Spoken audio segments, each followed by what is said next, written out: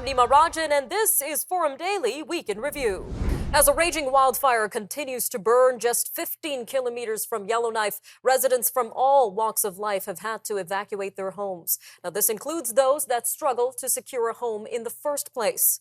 Wildfires, of course, have a devastating impact on families in the Northwest Territories, but they also have a serious impact on the organizations and charities that provide essential services. Now, one of those organizations is Homebase Yellowknife, which provides mental health services and addiction counseling for vulnerable and unhoused youth between the ages of 12 to 24.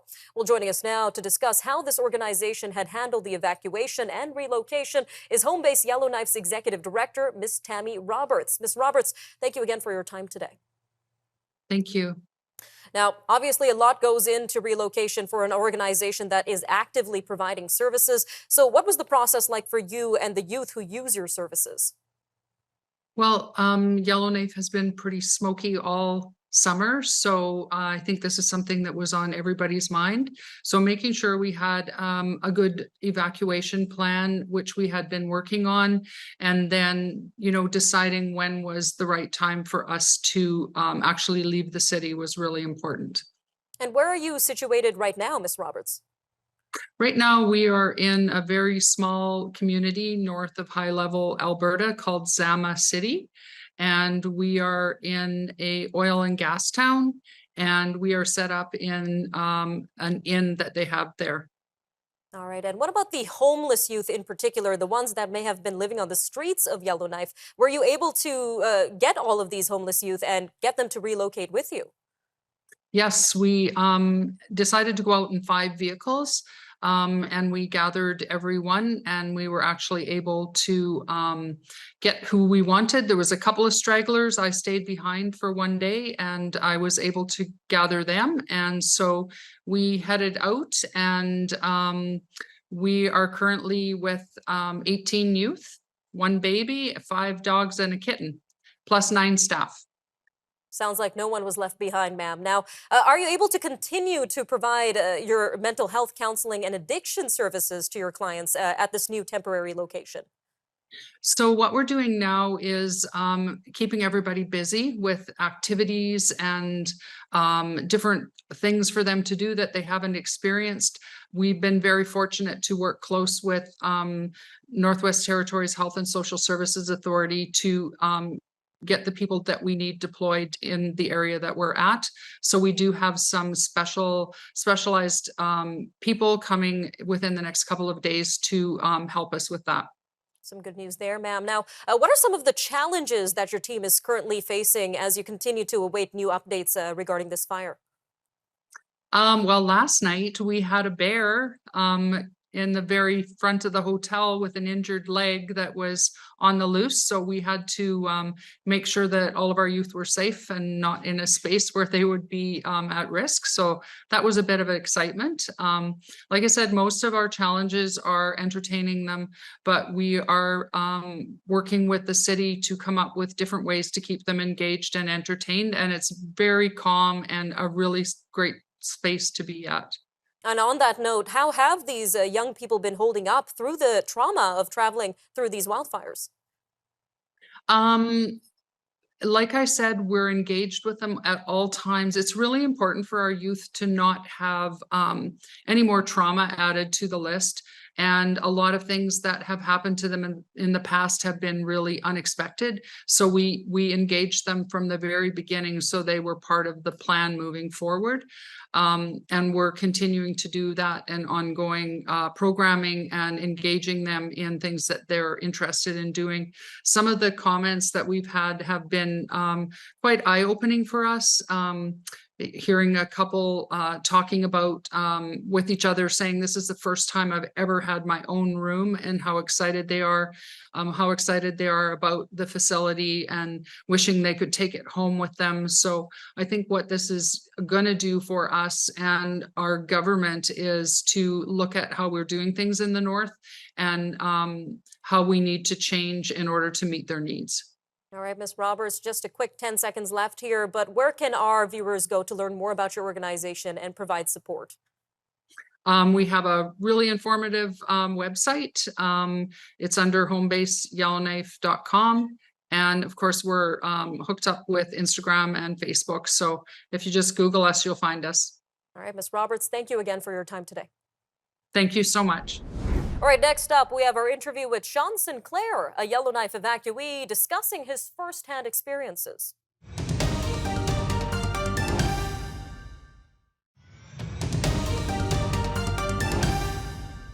As over 200 rampaging wildfires continue to burn in the Northwest Territories, Defense Minister Bill Blair is promising federal funding to help in recovery efforts. Now, this comes as nearly 20,000 people have evacuated Yellowknife, where the flames got as close as 15 kilometers to the capital. Many Yellowknife evacuees packed as much as they could into suitcases, and they either flew out of the Northwest Territories or left by car on the long journey south. Our next guest and his family were one of those who had to flee their homes with as much as they could pack or carry. Well, joining us now is Sean Sinclair, a Yellowknife resident and evacuee. Sean, thanks again for your time today. Thanks a lot for having me. Now, I'm sure this is a very stressful time for you, Sean. Really appreciate it. So what is the overall sentiment that you felt, not only you felt, but your community felt in Yellowknife as you saw this wildfire approaching closer and closer to your city? Yeah, there's definitely a huge amount of building anxiety, I would say, in the city. We're fairly used to wildfires. They've been going on all summer. But then they suddenly really encircled the city and started coming closer and closer. I would say everyone became very obsessed with watching, the wind forecasts and checking the smoke air quality daily or every minute, perhaps. So yeah, it really became a lot of anxiety and obsession. And then a lot of people near the end really started to plan to evacuate because it started to feel like that was becoming the reality as sort of those fires came closer from each side. And I know that you and your family evacuated even before the official evacuation order, and there's only one road out of Yellowknife. So tell us a little bit more about this drive. What was it like to drive by these wildfires and all this smoke around you? Yeah, so I mean, it's pretty much a 1,500-kilometer drive south to sort of to get to where you probably want to go. So it was a really long journey. It was definitely very daunting to leave. Sort of the advice at the time was stay in place, sort of shelter in place. But yeah, I would say that stopped seeming reasonable for a lot of people. And obviously once the evacuation order came, everyone left. We did have to drive through probably two 50-kilometer stretches of active fires, which was quite frightening, through sections where there's also no cell service. So there's no cell phone service, no real connection at all. So just sort of getting into it and hoping for the best. We were lucky enough to have an inReach. So we had an inReach actively sort of texting and updating friends and other people who were driving nearby or who were driving ahead and behind of us. But otherwise, yeah, it was a real blackout window driving through all those fires. Sounds like a terrifying situation, Sean. Now, where are you right now? Do you and your family have a safe place to stay right now? Yeah, we do. So we have my wife's family lives in northern Alberta. So we're currently in Rochester, Alberta, near Athabasca, so a really small town. That's where we've landed, and our neighbors in Yellowknife actually joined us on the drive and are also staying here for now while we wait and see what happens in terms of when we can return.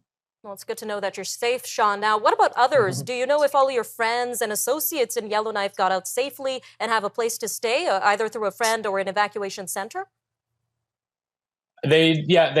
All of our friends and all colleagues and whatnot have made it out now. I would say most of them ended up driving, and have landed with friends or family or friends of friends or friends of family and so on. A few have ended up in the evacuation centers down in Calgary and Edmonton, and I think there's a few other smaller ones. But I do think everyone's been accommodated. Definitely the people here have been super nice, super friendly, just opening their doors to everyone, which has definitely helped a lot. Well, that's good to hear, Sean. Now, we know there's a lot of criticism around Meta's move to stop news links on Instagram and Facebook. Did that affect you and your family in any way in terms of getting accurate updates on this wildfire? I don't know if like the Meta one in particular really impacted us, just because we weren't really getting our information from Facebook. But I would say for the people in Yellowknife, I know Cabin Radio, which is a local radio station. Well, ironically, is not actually a radio station because the CRTC hasn't given them a license to actually be a radio station. But they were really like the key, I would say, source of information, really good at filtering through all all of the pieces, of the story, and providing people with current updates. All right, Sean, now just a quick 30 Yeah. seconds left here, but what's next regarding the possibility of returning home for you and your family? Well, I think right now we're just playing it by ear, day by day. We're not really sure. Every night at 7, there's a broadcast from the government, and they sort of provide a bit of an update. So far, it doesn't sound like much progress. I mean, the fires are not progressing as quickly as they had maybe initially thought, which is great news. But I think right now there's no real indication on when we'll return, other than weeks potentially. All right, Sean, we really appreciate you joining us and sharing your story with us. Thank you so much. Doctors and nurses are going south of the border. SecondStreet.org's president explains up next.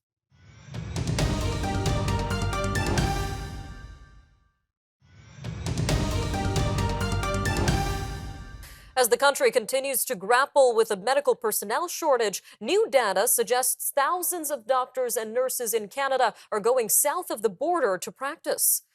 New research from SecondStreet.org finds that U.S. border states issued nurse and physician licenses to nearly 10,000 healthcare workers with Canadian mailing addresses. Now, this, according to Second Street President Colin Craig, is roughly half the size of an NHL-sized arena full of staff.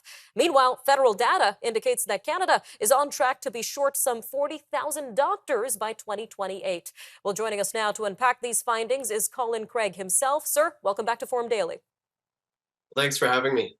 So nearly 10,000 medical personnel were found to have U.S. licenses. So what exactly does this mean, Mr. Craig? Do all of these individuals make the commute south of the border to work?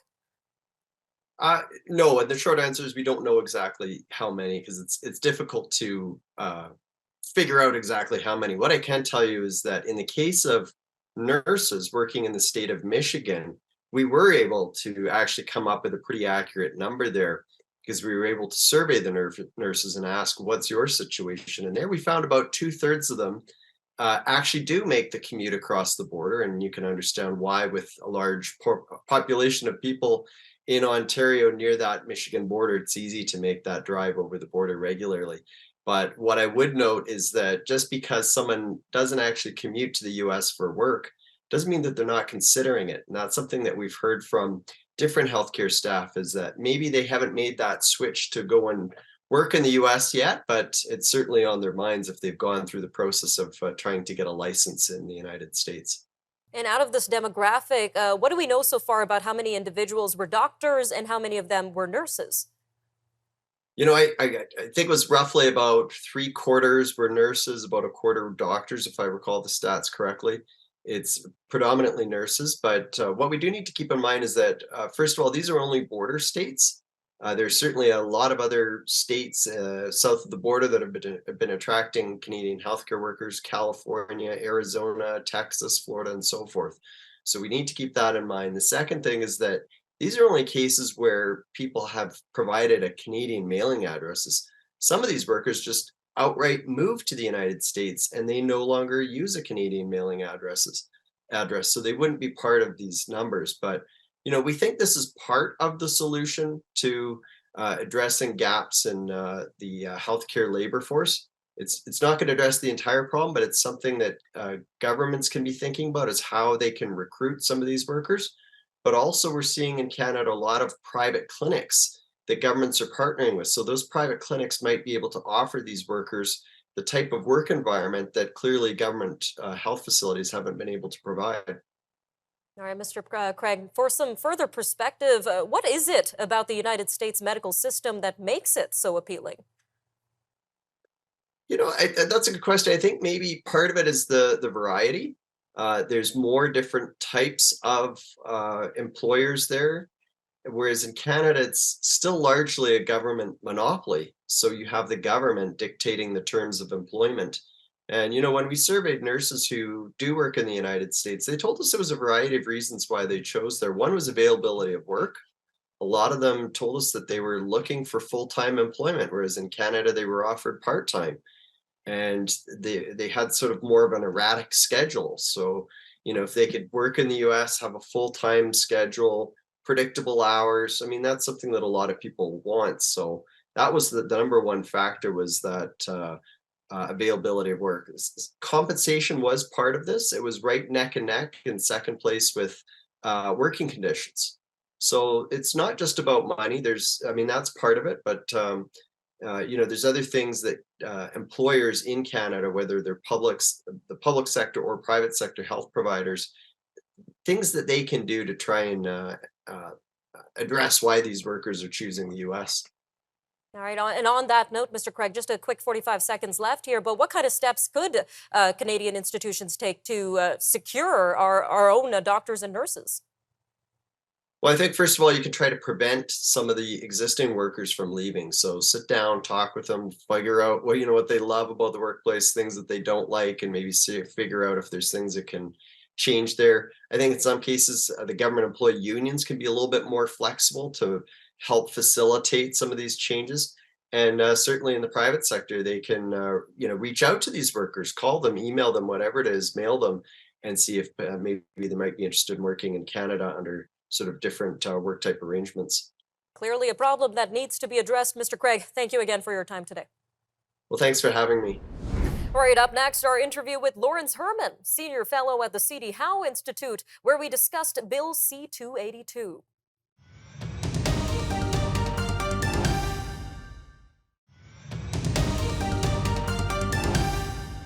Canadians are currently grappling with the issue of food inflation. In fact, the latest figures show that food inflation increased 8.5% in July, which is creating some serious financial problems for Canadian families. Now, according to some critics of supply management, Canada's system of protecting dairy, chicken, turkey, and egg farmers makes the issue of food inflation worse. And according to our next guest, a new bill in front of the Canadian Senate would prevent Canada from engaging in any trade agreement that gives international farmers additional access to the Canadian market. Well, joining us now to discuss Bill C-282 and supply management is Mr. Lawrence Herman, Senior Fellow at the C.D. Howe Institute. Sir, thank you again for your time today. You're welcome. So, sir, in layman's terms, can you give us a quick description of what supply management in Canada currently looks like and your overall stance on this policy and how it impacts competition? Sure. Supply management applies to a certain part of the agricultural sector, chickens, poultry rather, eggs, and milk, particularly milk. And I was addressing in my column in the Globe the fact of milk or the dairy product side of supply management. What supply management does, very briefly, is it maintains prices at a level that ensures the producers make money. And that's what it's all about. And it's regulated at the federal level and at the provincial levels. It's been in Canada for over 50 years. And it's time to end this system because the people who pay for the supply managed system are the consumers, you and me. And on that note, how does this current system play into inflation and the cost of food in Canada? Well, I'm not an economist. You have to ask economists that. But by keeping the price of these supply managed agricultural products high, they're set by a committee in Ottawa and the provinces. By keeping those prices high, it adds to fuel inflation. In other words, there isn't effective competition in that part of the agricultural market that is managed by this supply managed system. And I know you were quite the opponent of Bill C-282, as you mentioned in your Globe and Mail article. So what impact would this bill have on Canada's ability to pursue free trade agreements around the world? That is an excellent question. The way Canada keeps supply management system intact is by keeping imports out of the market. And that was something that was allowed under the WTO agreement. Canada managed to get that included in the WTO agreement. So we maintain a system in Canada that effectively prevents imports from coming into the market. Low-priced imports that would result in competition, keep the prices of those products down, benefiting the consumers. So we keep, let's say, dairy products from abroad, let's say from the United States or from New Zealand or from Australia, out of the market in order to maintain a supply managed pricing system in Canada. Now, some of the trade agreements Canada has concluded gives a bit of access to foreign suppliers. What this bill does is it amends legislation to say that Canada cannot increase any foreign access in any future trade deal. It's a very regressive piece of legislation, and it's a precedent. We've never done that before. It's one thing to have a policy, but to have a law that now prevents Canadian negotiators from agreeing to any foreign increase into our market for dairy, poultry, or eggs is very, very harmful. And it harms Canada's international negotiating position rather seriously. And how do you see this bill, Bill C-282, impacting food prices in any way? Well, if we're prevented from agreeing to even a modest increase in foreign supply, let's say of milk or dairy products, it maintains the prices that are set by the committees that establish price levels for commodities, agricultural commodities in Canada, and it adds to the costs of milk, butter, eggs, yogurt in the supermarkets. Rather than opening our market to foreign competition to lower the prices, we are protecting a shrinking domestic market. And what's worse, and this is what concerns me, we are prevented under international trade rules from exporting onto world markets. The result is we're protecting a shrinking domestic market, and we're not taking part in global opportunities like New Zealand, Australia, and other countries are doing. We're shooting ourselves in the foot in a very major way. Sir, thank you again for joining us today and unpacking Bill C-282 for us. You're welcome. All right, I'm Nima Rajan, and that'll do it for your look at this week's important conversations. Remember, for more news on demand, you could visit our website, thenewsforum.ca, or follow us online. Take care, Canada. Have a great weekend.